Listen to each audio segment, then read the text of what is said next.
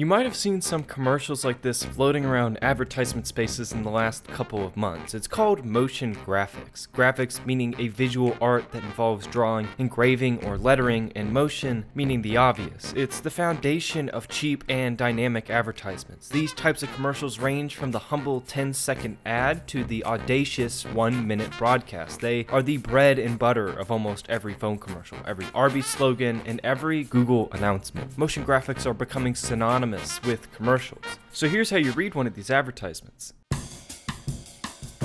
Historically, advertisements were relayed with only images and with typography pasted on top of it. It relied heavily on artistic elements and a niche field of aesthetically pleasing typefaces. But there's more to it than just letters and images though, because every advertisement has some sort of flow. By flow, I mean the way your eye travels across the surface of a flat image. This technique is predominantly prominent in pre-computer advertisements, though it is also the exact same method in which painters will construct their artwork. But rather than displaying complex visual emotions on an elaborate canvas, advertisements focus their emotions on products and their respective ideologies. Let's take this award-winning Coca-Cola ad created by Hadan Simlam in 1946, for example.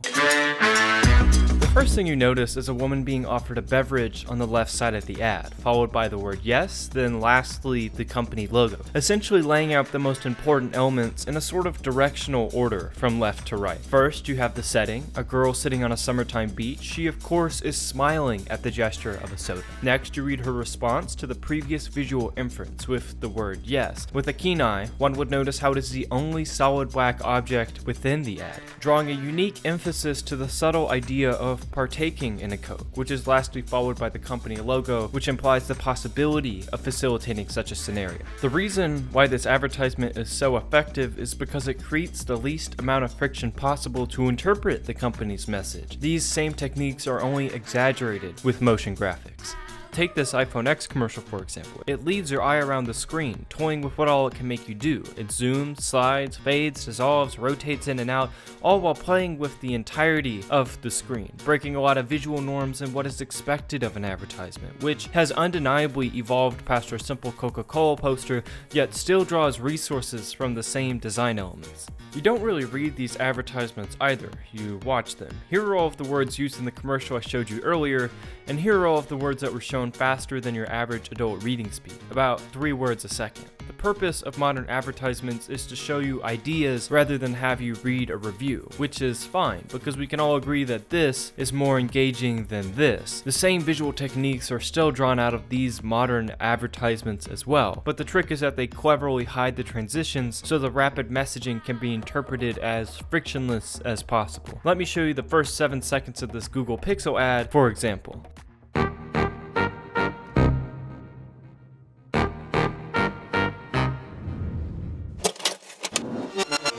In only the first 2 seconds, an entire sentence is placed on a screen, which is faster than what we can read and would be relatively unpleasing to look at, but the animator was clever. He disguised the abrasive transitions with a bouncing period. The human eye loves to track fast-moving objects, so it naturally follows the period first, then it reads the sloppily transitioned letters second. This effect is even repeated twice because it works so well.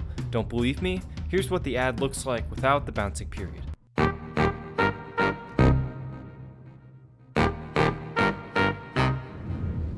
Yeah, that's fucking gross. It's not that this advertisement was executed poorly either, because it works flawlessly when it's all put together, but when you start to deconstruct the magic of graphic design, you can begin to understand why things are designed in specific ways. Advertisements are purposely created to be as enticing as possible, so the next time you see an advertisement, know that someone out there designed it specifically for you. So now you know.